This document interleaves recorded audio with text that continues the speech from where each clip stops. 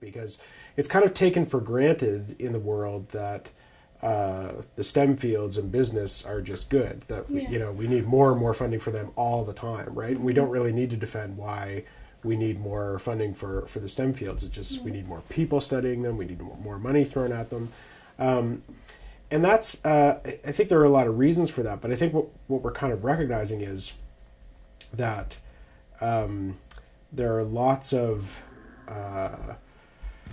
projects underway that could really benefit from the addition of liberal arts perspectives. So one of the big ones is probably artificial intelligence, right? Things that are going on with artificial intelligence.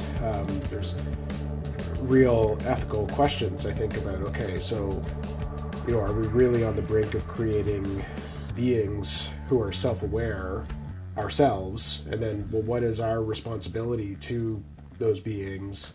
Should we create them? Should we use them as soldiers? Like, should we be deciding for ourselves what they have to do or what they get to do? Can we understand them as free or as rational? Those are deep kind of philosophical questions, and they're not technological questions about just how to do this, but why to do it or why not to do it, or what are the consequences of this.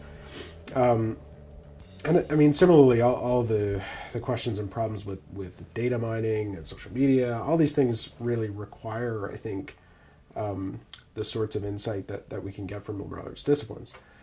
Both of those arguments kind of subordinate the liberal arts to other things, right? Mm-hmm. Like, so it's important to study the liberal arts because that way you could be useful to people who study science, right? And that's sort of so there's this weird hierarchy that emerges there, so that liberal arts is kind of the second best thing.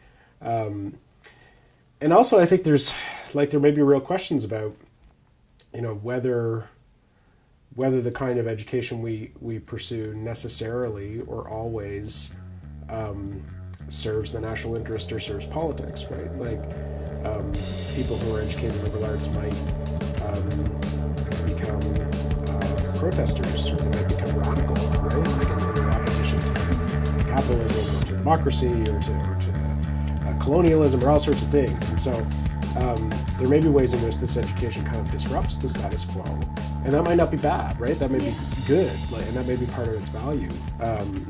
And so I think, to me, that's kind of their core